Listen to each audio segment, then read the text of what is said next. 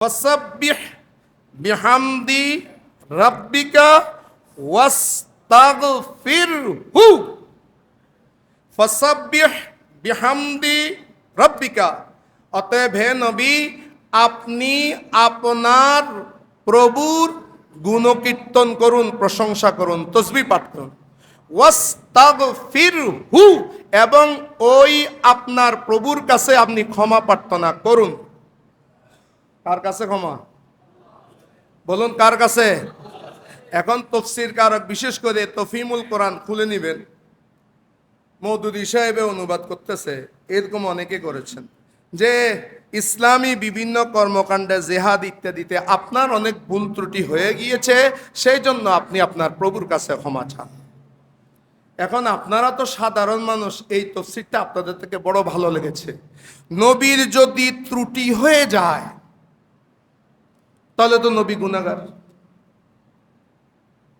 এক প্রশ্ন, তাহলে নবী গুনাহগার, আর নবী যদি গুনাহগার না হন তা আল্লাহ গুনাহ ক্ষমা চাইতে বলেছেন কেন? এটা হচ্ছে আপনি কলেজ ইউনিভার্সিটির পড়ুয়া ছেলের প্রশ্ন। এটা কলেজ ইউনিভার্সিটি যারা প্রথম লেভেলের বাংলা বইটই পড়েন তাদের প্রশ্ন। নিশ্চয়ই ওনার মধ্যে গুনাহ হয়েছে, নাউজুবিল্লাহ, সেই জন্য আল্লাহ ওনাকে ক্ষমা প্রার্থনা করতে বলেছেন।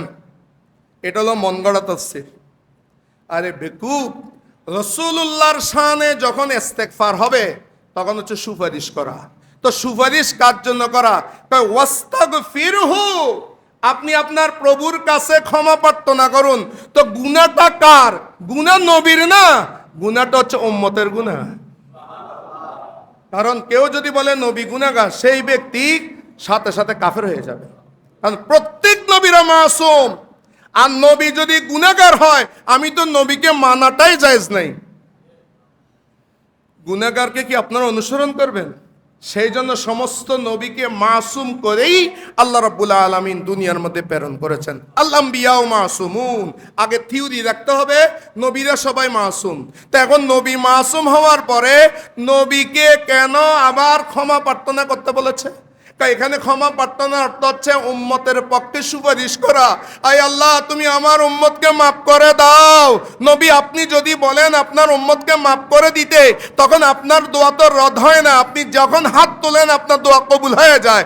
নবীকেও আপনার দোয়ার উসিলায় আপনার উম্মতকে আমি মাফ করে দিয়েছি। তাফসীর হবে এটা। তাফসীর করি বলছে নবীদের গুনাহ বানাই দিয়েছে আল্লাহ। লিয়াজ বিল্লাহ, লিয়াজ বিল্লাহ, লিয়াজ।